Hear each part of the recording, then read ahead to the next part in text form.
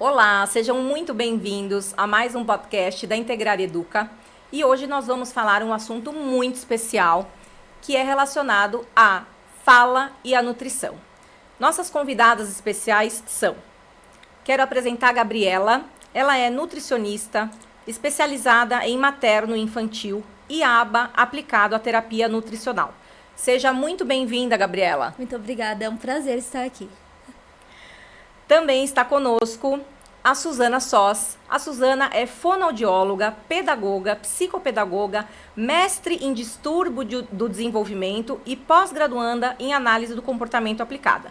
Seja bem-vinda, Suzana. Obrigada. Estou muito animada, gente, para esse bate-papo, porque é um assunto que está bastante em evidência e que a gente tem muita dificuldade com os nossos pacientes. Então, vamos lá? Então, nós vamos começar com uma pergunta, que eu acho que é a pergunta base. O que é seletividade alimentar e como se trata a seletividade alimentar? Essa é uma excelente pergunta, Ive. Nós precisamos pensar que a seletividade alimentar é somente um ramo para algo muito maior, que é uma dificuldade alimentar. Nas dificuldades alimentares, nós temos várias nomenclaturas, seja ela o transtorno alimentar restritivo evitativo, seja a seletividade alimentar, a neofobia alimentar, dentre outros tópicos. A seletividade alimentar, como o próprio nome diz, é a seleção de alimentos e ela ocorre principalmente em crianças com transtorno do espectro autista. É muito importante pensar que essas crianças... Só também diferenciar em fonoaudiologia nós utilizamos o termo DAP, que é o distúrbio alimentar pediátrico. Sim, ele é um deles. E dentro desse guarda-chuva do DAP, nós temos a seletividade, a recusa, isso a mesmo. escolha. Aí né? a fala popularizada é essa mesmo. A seletividade. As dificuldades alimentares, que é o distúrbio alimentar pediátrico. Nós precisamos pensar também que o DAP ela é uma patologia e que ele leva a distúrbios do crescimento, dentre outras questões cognitivas. Certo. Perfeito. A seletividade alimentar, dentro desse guarda-chuva DAP, é a seleção de uma classificação de alimentos que a criança escolhe ou recusar ou ter, né? Mas que tem algum prejuízo. Porque eu posso escolher não comer, por exemplo, animais marinhos, mas isso traz algum prejuízo para mim? Perfeito. Se isso não traz prejuízo, não posso estar falando numa seletividade alimentar. Então, distúrbio alimentar pediátrico é porque, de alguma forma, está trazendo prejuízos. Nós vamos falar os prejuízos em várias instâncias, né, Gabi? E a recusa alimentar, Gabi, vamos falar de recusa alimentar, até para as famílias ficarem tranquilas, porque às vezes o filho não quer comer carne vermelha. Realmente. É muito Mas diferente. ele come outros alimentos que têm as proteínas. Perfeito. É isso mesmo.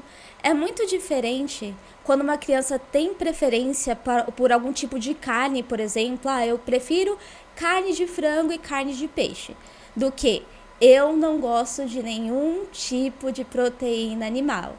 Isso de escolher um ou dois do mesmo grupo alimentar é uma preferência alimentar.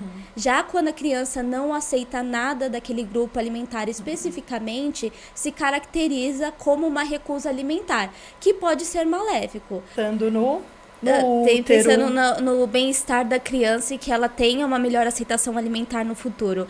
A criança, desde o segundo trimestre de gestação, consome líquido amniótico saborizado, o que significa que aquilo que a mãe está comendo, a criança está sentindo o sabor também.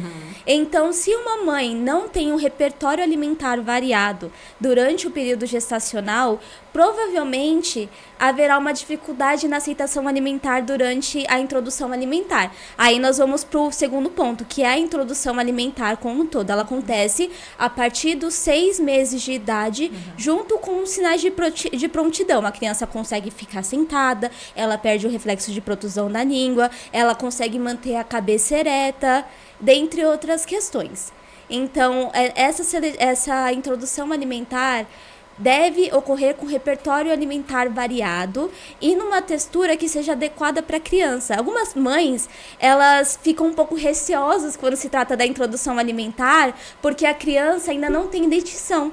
Mas já tentou colocar o dedo na boca de uma criança sem dente, mas com aquela gengiva super forte?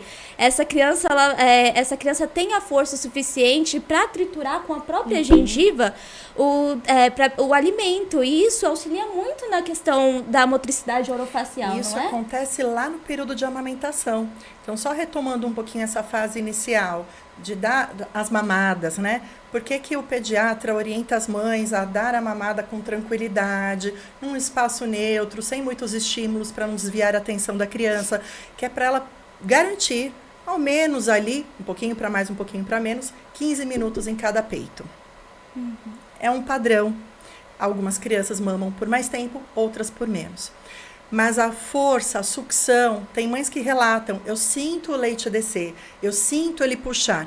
Isso já nos dá um indício de que existe um tônus muscular de lábio, língua, bochecha que exerce a sua função para sucção. Não significa que toda criança que tem uma boa sucção não vai ter um problema de seletividade alimentar. Sim. Mas quando já tem um indício de uma flacidez, de uma língua hipotônica, bochechas e lábios. Tive o caso de um bebê que mama por volta de 4 minutos, 3 minutos, um peito e não pega o segundo peito. É uma criança mais agitada, irrequieta, que chora mais. Então, a qualidade da mamada também vai preceder a essa fase da introdução alimentar. Interessante que eu e ela conversamos sobre o caso desse paciente. E o desfecho foi, essa criança vai ter algum tipo de seletividade alimentar por conta dessa dificuldade que ela está tendo desde a amamentação. Vocês estão me dizendo que esses sinais, eles aparecem desde cedo. Mas quando, de fato, a gente começa a se preocupar? Quando que a mãe, a escola ou, enfim, algum conhecido acende o sinal de alerta? Certo. Tem alguns aspectos, né? Na área médica. Então, se a criança é neurodivergente, isso já pode me trazer algumas questões futuras em relação a uma introdução alimentar, um cuidado maior na introdução alimentar. A criança que possui baixo peso para a idade, baixa estatura para a idade, é um sinal de alerta de que ela precisa de um acompanhamento mais vigoroso com relação a essa alimentação. Será que essa criança está se alimentando adequadamente? Será que a oferta do leite materno associado à alimentação está sendo apropriada para essa criança? Será que ela não está ingerindo muito menos da oferta calórica necessária, diária? Então, são pontos de atenção. Se uma criança ela permanece em stand-by por muito tempo, e o repertório dela vai se afunilando, especialmente após os 2 anos de idade, que nós chamamos o Terrible Two, já é um sinal de alerta para os pais procurarem um auxílio nutricional, um auxílio psiquiátrico, psicoterapêutico, porque pode impactar, sim, negativamente. Então, o meu filho comia na introdução alimentar arroz, macarrão, batata, e legumes e frutas, e agora ele só está comendo salgadinho. Opa! Quando é que um salgadinho vai oferecer o aporte nutricional adequado para que essa criança se desenvolva plenamente? Não vai. Então, uma hora ou outra, aquela curva que deveria subir da Organização Mundial da Saúde, ela vai estagnar. Essa criança não vai crescer. Eu gosto sempre de falar, esse é o meu lema: criança que não come, não cresce. Então, esse na nutrição é um ponto que pode ser avaliado. E também, quando essa criança começa a apresentar algumas questões comportamentais negativas relacionadas à alimentação. Ela se estressa muito, ela chora muito, ela evita o ambiente de alimentação familiar, ela prefere fazer qualquer outra coisa no momento da refeição do que ter contato com aquele alimento. Isso. Esses aspectos psicossociais é o que nós traduzimos no dia a dia como comportamento de fuga, Em relação ou ao ambiente que já é da refeição, a sala de jantar, ou a mesinha pequenininha de 4 lugares que ela come na cozinha, né, enquanto a família come na mesa de jantar, ou em relação ao adulto, o cuidador que vai alimentá-la, porque pode ser a babá, o pai, a mãe, a avó, o tio, enfim.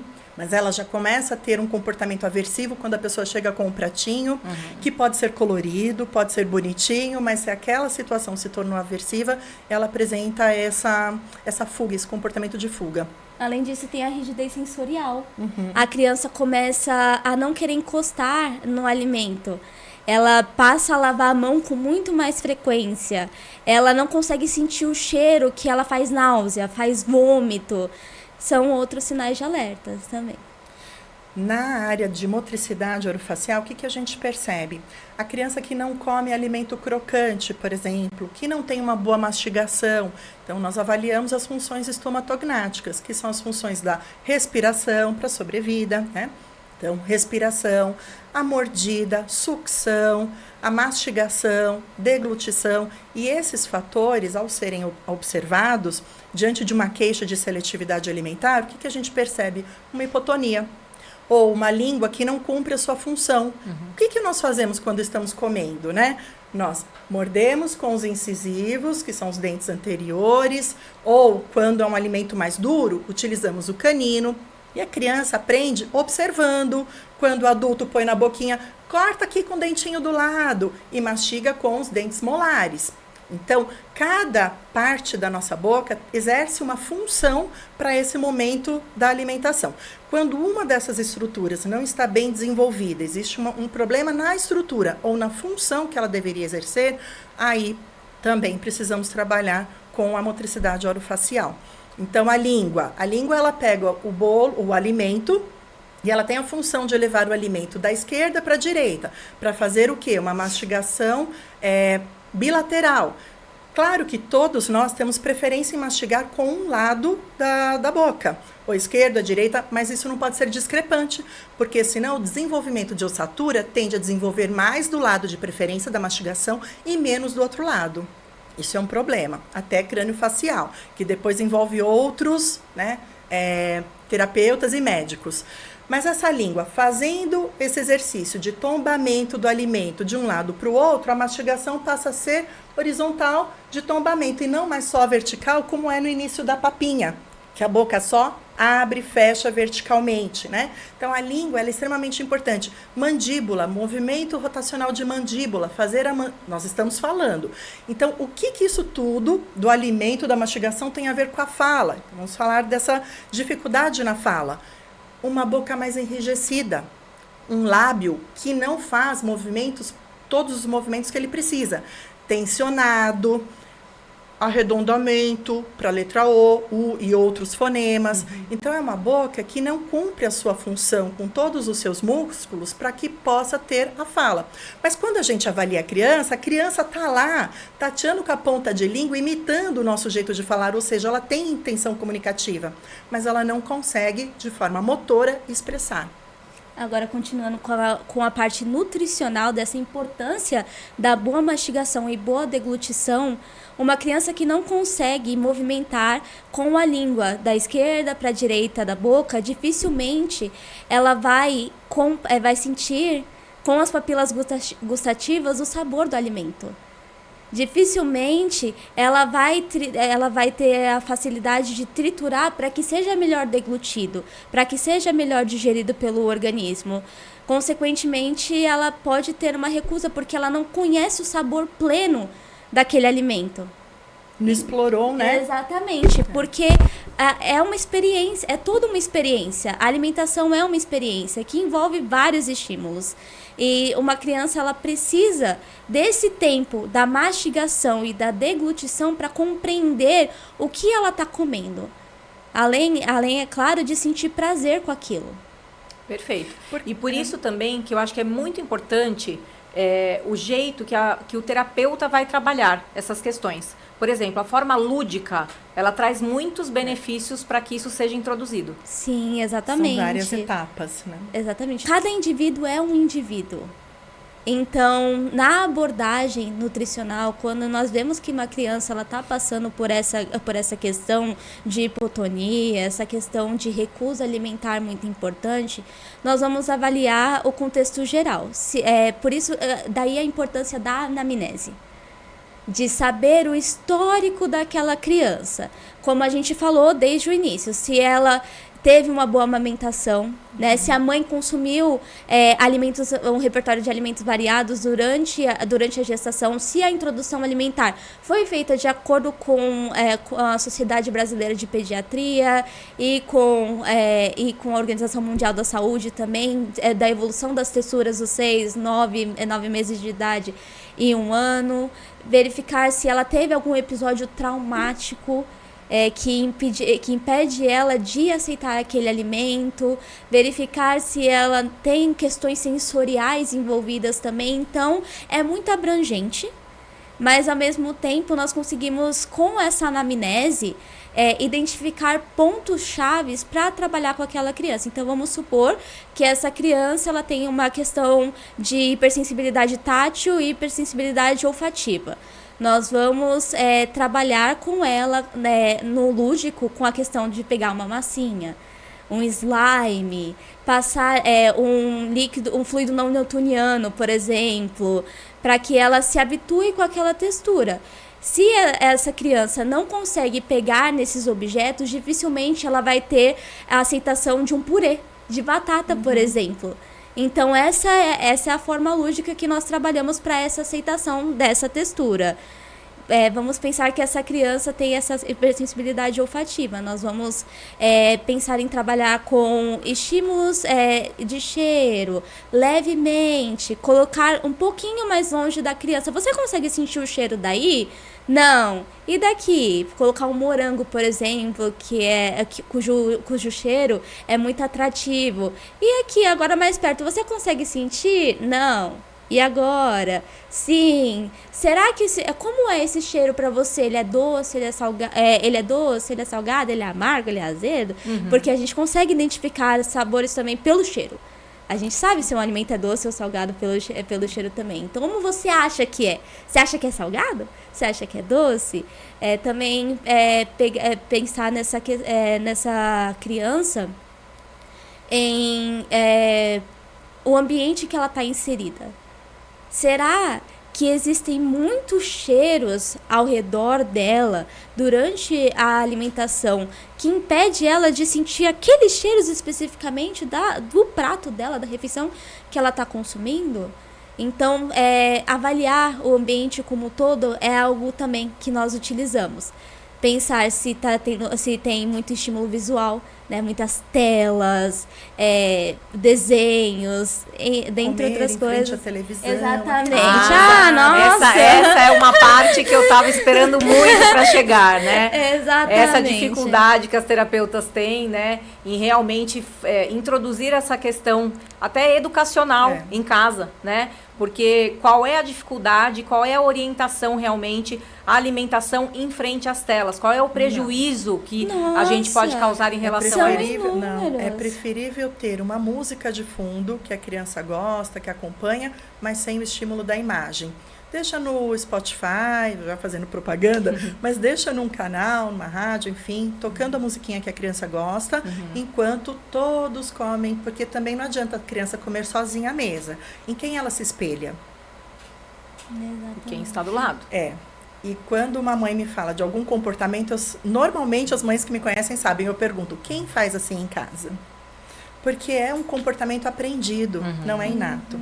Então, não estar com a televisão ligada, não estar com o tablet, nem com o celular. A gente sabe que acaba sendo um ponto de entretenimento. Parece que a criança come mais e melhor, mas é prejudicial, porque ela não presta atenção como nós adultos. A gente não presta atenção naquilo que está comendo, no sabor daquele alimento, na quantidade daquele alimento. Falamos em desnutrição, né, Gabi? Mas tem a questão da obesidade, da criança não perceber o quanto ela está comendo de salgadinho, de pipoca, etc e tal, em frente a uma televisão. E ela não mede isso. Mas enquanto a criança está comendo em frente à televisão, ela está quieta, parada. Isso é um alento para algumas famílias. Mas a gente sabe que aquilo que nos dá dor de cabeça, no sentido de dar trabalho hoje, vai ser um ganho gigantesco para a criança e para a família mais adiante. Concordo. Então dá trabalho agora, mas mais adiante é uma independência que a criança cria, uma consciência alimentar e que a família não vai mais precisar se preocupar. Concordo. E esse padrão de comportamento, né, ele é trabalhado literalmente na Integrare, mediante a ciência ABA, Isso. que a gente acaba seguindo esse comportamento e introduzindo esse comportamento, tanto para a criança quanto para a família. Então, se ela não tem essa rotina, ela vai aprender, como tudo é aprendido no meio do comportamento, né? Tem um exemplo sobre isso. Por favor. Tem uma criança que ela era hiperestimulada visualmente, com o uso de telas, especialmente o celular.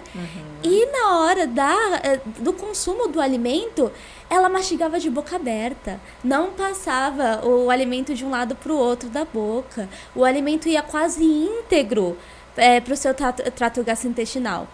Então, o que nós fizemos? Propriocepção. E explicamos aos pais como trabalhar com essa criança. Então, qual foi o trabalho que nós fizemos? Nós colocamos, ao invés de um celular na frente dela, um espelho na frente dela. E, como é uma criança um pouquinho maior, nós orientamos ela a observar como ela estava mastigando, como ela estava pegando nos talheres e quanto tempo ela levava para deglutir aquele alimento. Então, essa criança, ela passou a se observar. E então passou a comer de boca fechada, que era algo que a mãe tinha um grande receio com isso e batia sempre na mesma tecla: o meu filho precisa comer de boca fechada. Ele precisa compreender que ele está mastigando, precisa compreender que ele está deglutindo. Então ele passou a mastigar de boca fechada, passou a levar o alimento de um canto para o outro da boca. Nós fizemos outros exercícios com gelo, por exemplo, com isso, e com o alimento também.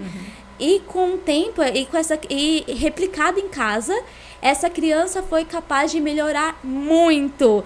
Tanto a questão da pega dos talheres, quanto a questão da mastigação e deglutição também. Agora ela está com uma melhor percepção de fome e saciedade. Essa criança está sendo menos estimulada visualmente. Ela está tendo maior consciência alimentar. Então só teve benefícios. A retirada de telas só trazem benefícios. Uma criança que ela participa ativamente, sem o uso de telas, do momento da refeição da família, tem muito mais probabilidade de aceitar aqueles alimentos, porque gera um interesse. Ela vai olhar para a mamãe e a mamãe vai estar comendo o arroz, feijão, brócolis, o bife, e ela vai olhar: o que é isso? Isso é um brócolis, filha. Ah, você viu a cor dele? É verde. É verde sim. E vai tocar. E vai pegar e vai cheirar. E uma hora ou outra ela vai imitar a mãe pelo efeito espelho e vai lamber, vai consumir. Isso é algo natural. E é algo tão simples. E é algo que eu sempre oriento em todas as minhas devolutivas, que as crianças precisam fazer parte ativa da preparação dos alimentos e do momento da refeição. O que é a participação ativa é justamente essa. Ela tem que estar lá integralmente. Não com o uso de telas. Ela tá lá, mas ela não tá lá. Ela só o corpo dela tá lá presente. A mente dela tá na patrulha canina. Então, eles começam desde a feira, né? Desde a feira, do supermercado, na escolha do produto, de levar o filho junto, sentir o cheiro, mesmo que não compre o coentro, mas sente o cheiro de um coentro, como é forte, até a distância. Cheirinho da cenoura, do tomate, para que ele possa participar desde esse momento e ter, por que não, uma plantação de hortaliças em casa, para que ele possa também... A alface cresce tão rápido. Tomatinho. Exatamente. Tudo isso é muito benéfico, tudo isso auxilia muito a criança e os pais que realmente aplicam isso em casa, que é algo tão simples, eles conseguem verificar uma adesão muito maior na alimentação dessa criança. Ela está muito mais adepta, muito mais aberta, muito mais suscetível a aceitar mais alimentos. o que consequentemente no futuro vai fazer com que ela aceite uma gama maior, vai fazer com que ela se sinta mais confortável no ambiente de refeição, seja ele qual for, seja a cantina da escola, seja o restaurante, seja a casa da tia, da avó, do primo. Então, ele acaba generalizando, né? Isso mesmo. Isso são dicas maravilhosas, né? Porque realmente é algo que qualquer família pode introduzir com a ajuda de um profissional, obviamente, orientando. Né? Então, eu acredito que essas questões foram muito bem abordadas por vocês e acho que trouxeram muitos esclarecimentos para as famílias que estão nos assistindo. Suzana, fala um pouquinho pra gente o que são hábitos orais deletérios. Claro. São os hábitos negativos que nós introduzimos para as crianças. São hábitos que ela aprende conosco. Uso de chupeta, uso do dedo e o uso da mamadeira. Lembrando que muitas das maternidades já utilizam o copinho quando a mãe não consegue amamentar. Isso já é sinal que não é para utilizar a mamadeira, ok? Chupeta. A chupeta é um acalanto, é um afago, né? Mas é muito mais para a família do que para a criança. Pode substituir por um paninho, aqueles bichinhos de malha que a criança segura, dorme junto, mas retire a chupeta. O problema desses bicos é que eles ocupam o espaço que a língua deveria ocupar. A língua precisa, num estado de natural, estar aqui em cima, no palato duro. A criança que chupa a chupeta, o bico fica onde? Entre a língua e o palato duro. Ou seja, hipotonia de lábios e língua. Aí isso traz prejuízos para mastigação e também para fala. Perfeito. Legal. Nós tivemos uma pergunta também. O que é freio lingual? O freio lingual é essa membrana que nós temos abaixo da língua que prende a nossa língua ao assoalho da boca. Quando ele é encurtado ou está mal posicionado, o que acontece? Fica com a famosa língua presa. Já ouviram falar nisso, provavelmente. Essa língua presa pode acarretar prejuízos tanto para a mastigação quanto para a fala. Vou falar um pouquinho sobre a fala. Pensa que a língua, ela precisa exercer um movimento de lateralização. Lateralizar, sobe, desce, faz rotacional dentro da boca. O freio, ele dá uma seguradinha nisso. Mas não quando a criança tem 4, 5 anos. Na verdade, isso desde lá da amamentação. Prejuízo básico que acaba acontecendo é o famoso ceceio. Quando a criança fala com a língua anteriorizada.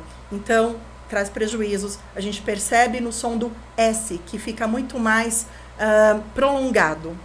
Além de uma maior recusa alimentar. Porque se uma criança tem tanta dificuldade na motricidade da língua, a ponto de não conseguir mastigar adequadamente, deglutir adequadamente, ela vai ter maior preferência por texturas pastosas, semilíquidas e líquidas.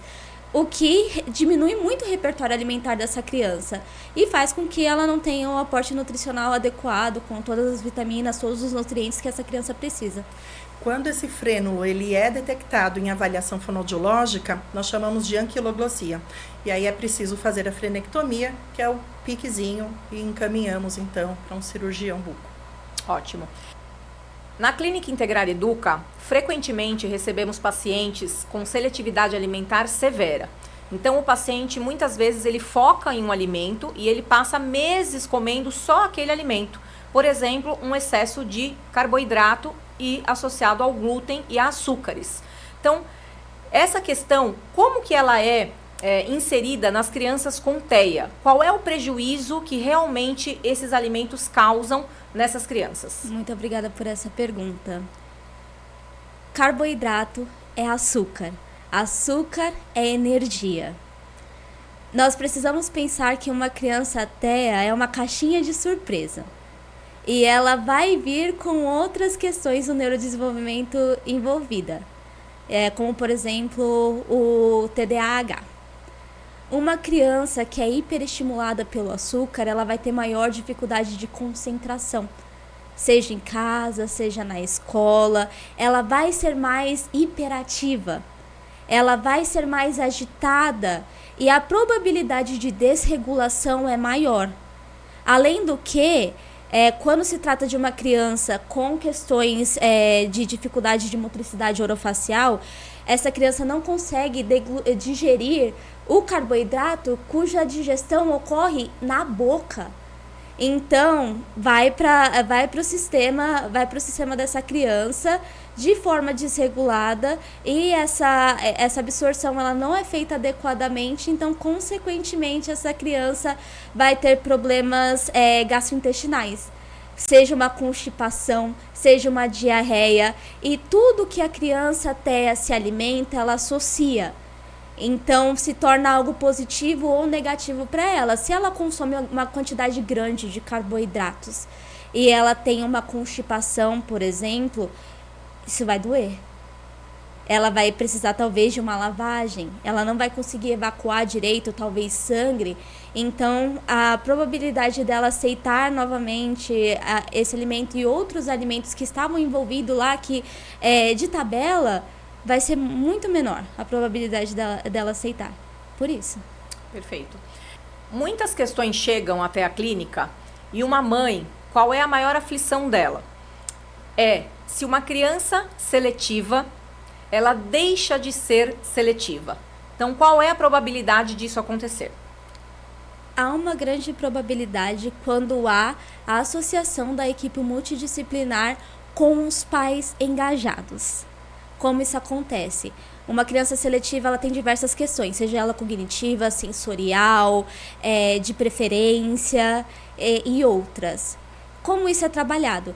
A questão cognitiva é trabalhado com psicólogo, as questões sensoriais com terapeuta ocupacional, a questão da aceitação alimentar com o nutricionista, por exemplo. Claro que toda a equipe, incluindo o fonoaudiólogo, fisioterapeuta, psicomotricista também, são muito importantes para isso.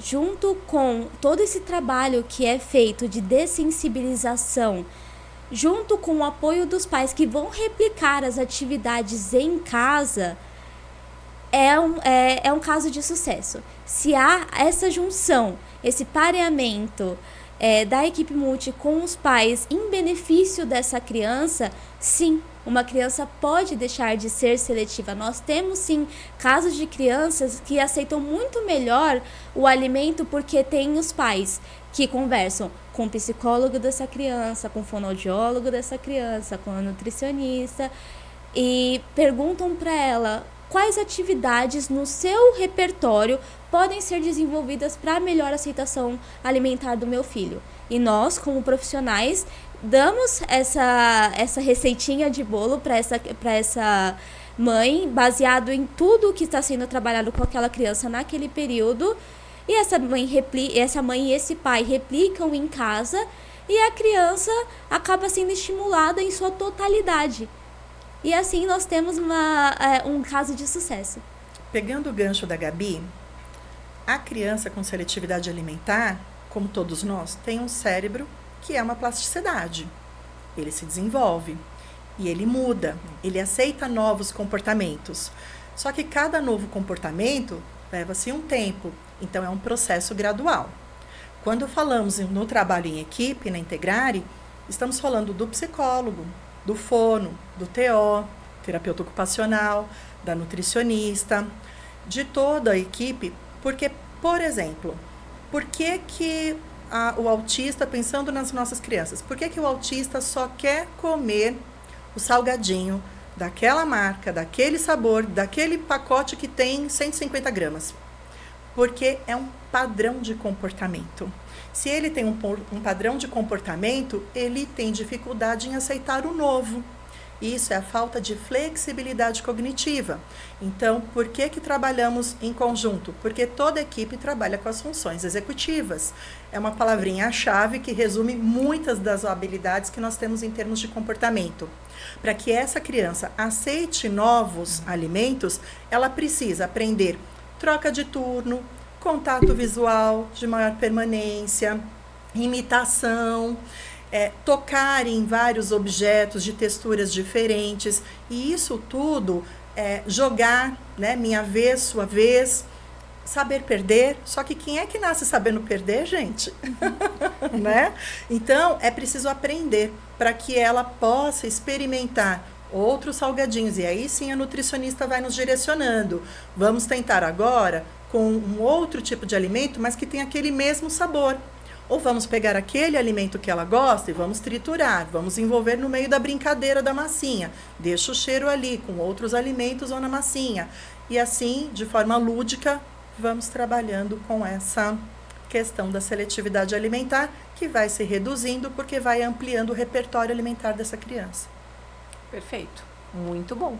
Muito bom. Esclareceu muita coisa. Muitas famílias chegam na Integrare com a dúvida básica: meu filho vai comer? Eu replico essa pergunta com uma outra pergunta. O quanto você está disposto a se engajar e se sacrificar para que o seu filho coma? Nós, a Integrare, somos uma equipe multi e muito unida. E nós estamos dispostos a ajudar a criança no que for necessário para que ela aumente o seu repertório alimentar, para que ela dessensibilize, para que ela tenha uma capacidade de se socializar e participar de qualquer ambiente de alimentação. Porém, tem a necessidade de que os pais estejam tão interessados quanto nós nesse avanço, porque eles passam a maior parte do tempo com a criança. Então, se não for replicado, se todas as instruções que foram dadas na devolutiva, que nós sempre damos, não forem aplicadas em casa, dificilmente essa criança vai ter um avanço significativo. Então, a resposta seria sim. Se os pais fizerem a lição de casa junto com a Integrare, a criança vai ter essa evolução na seletividade alimentar. Isso mesmo. E nós também temos que pensar sempre que essa criança é um indivíduo único, que tem as suas questões. E que o tempo dela é o tempo dela. Seja uma semana, seja um mês, seja um ano. Então, tirar de si esse peso e essa ansiedade de falar: o meu filho está passando há 3 meses e eu estou fazendo tudo, enquanto a criança que está passando há 1 mês evoluiu muito mais do que o meu filho. O seu filho é o seu filho. Você vive falando para ele que ele não é todo mundo, e ele realmente não é. Ele é uma criança única, com suas características únicas. E nós devemos respeitar o tempo da criança. Perfeito. A mesma pergunta ocorre com a questão da fala, principalmente, né? Então, e aí? Meu filho vai falar? Essa é uma pergunta de milhões. Fazendo um recorte da nossa conversa, né, Gabi? Em que a fala depende, pós-avaliação feita na fonoaudiologia, percebemos que a fala depende da compreensão e das questões motoras, porque existe a intenção de fala, a intenção comunicativa. Eles faz um tateio de língua, de lábios, faz imitação, tem todas as habilidades ali pré-linguísticas. Sim, começando sempre por sons pequenos, muitos exercícios, né? Mas sons pequenos. Então, vamos trabalhar com exercícios motores, vamos trabalhar com exercícios de mastigação, de deglutição, sucção, bolinha de sabão, uso de canudinhos fininhos, nada daquelas garrafas de água com o canudo de calibre grosso, não, Copo canudinho 360. fininho. Não, pra quê? Bobagem. Aquele canudinho fininho de pirulito mesmo, furadinho no meio, para fazer um movimento de sucção mais puxadinho, com uma pressão maior. Vários exercícios. Dei aqui 2 de sopro e de sucção, mas são vários exercícios para trabalhar com essa musculatura e ajudar essa criança a pronunciar. Aliado aos programas, às técnicas que nós temos dentro da Integrare, o uso do Prompt, o uso do DTC, o uso do REST, que também são multigestos, que são os programas, as técnicas e abordagens da fonoaudiologia para desenvolvimento da fala. Perfeito, muito bom. A partir de quantos alimentos que a criança come ou deixa de comer é considerado de fato uma seletividade alimentar? Nós podemos classificar como seletividade alimentar se uma criança, dentro dos grupos alimentares, que são os carboidratos, né, proteína animal, proteína vegetal, leguminosas, verduras, frutas, ela come menos de 3 de cada. Porque é um repertório restrito. Menos de 3 em cada grupo, né? Exatamente. Perfeito. 3 é o mínimo, mas ainda assim restrito, né? Isso mesmo. Mas é o mínimo do mínimo. Ainda assim, aconselhamos ir para a equipe para trabalhar a expansão desse cardápio. Perfeito. Exatamente. Perfeito. Quais são as principais deficiências nutricionais que são observadas nas crianças com TEA? Bom, as principais que eu tenho com os meus pacientes são anemia ferropriva e deficiência de cálcio. Essas crianças têm baixa absorção de ferro, a maioria não consome feijão, não consome carne, não consome um grão de bico e também tem uma certa aversão a leites e seus derivados. Então essas são as principais deficiências nutricionais, né? Pensando na questão de vitaminas que eu observo. Porém, essas crianças, elas são muitas vezes extremas. Ou elas são muito magras, subnutridas, esse é o termo, ou são obesas. Porque ou não come nada, ou come exacerbadamente somente um grupo alimentar, que é primordialmente os carboidratos. Qual é a importância dos pais participarem realmente e ativamente nas devolutivas diárias na Integrare, por exemplo? Certo. Durante o nosso período de terapia, nós conseguimos observar aquele paciente como um indivíduo com suas próprias características. E baseado naquilo que nós observamos enquanto realizamos a atividade com essa criança, nós podemos replicar para os pais. Eu gosto de falar sempre o que eu trabalhei. Pai, eu observei isso e isso com a sua criança e baseado nisso, nós podemos trabalhar em casa dessa maneira. Então, como você pode fazer? Eu vou te mostrar. Então, senta com o pai e com a criança e realiza a atividade em um curto período para que ele tenha uma ciência de como aplicar aquilo em casa. Você pode não ter os utensílios que eu tenho, os materiais que eu tenho, mas possuem as alternativas A, B e C na sua casa que também são válidas. Então, avaliar nós temos o olhar clínico para a criança e nós conseguimos, com a parceria, ter o olhar do pai e observar e falar para ele o que precisa ser feito para que aquela criança consiga se desempenhar naquela atividade que foi estabelecida. Perfeito, muito obrigada. Eu chamo o pai, a mãe, o cuidador. Quando é a babá que cuida, eu prefiro que a babá venha comigo. É aquela pessoa que passa a maior parte do tempo com a criança. Então, a minha sessão é dividida em 3 tempos e eu vou trabalhando linguagem compreensiva, linguagem expressiva e a terceira etapa é o exercício que eu faço com a criança, que eu quero que ela dê continuidade em casa com a família ou com esse cuidador. Então, nos últimos minutinhos da sessão, chamo esse cuidador, esse responsável para dentro da sala, para ele conhecer, ver como eu faço. Normalmente, a criança já tem o seu kit que eu peço para trazer uma necessaire, porque existem muitos materiais. Mas esses materiais eu ensino para os pais como fazer com material reaproveitável e eles fazem os exercícios em casa diariamente. Deixo por escrito quantas vezes, quantas repetições, quantas vezes ao longo do dia, da semana. Não tem sábado e feriado para exercício, precisa ser diário, porque é uma rotina para a criança. E as famílias levam, então, e fazem semanalmente. Quando chega na sessão seguinte, eu pergunto, como foi? Então, ou seja, a família deve participar ativamente. Sim. E ela tem ainda a lição de casa. Tem, faz parte do processo, né? Da aquisição de um novo comportamento. Exatamente. Que a família tanto anseia que a criança adquira. A clínica tem que ser uma extensão do lar. Ou seja, aquilo que a criança está desenvolvendo, as habilidades que ela está adquirindo dentro da clínica, ela precisa aprimorar no lar.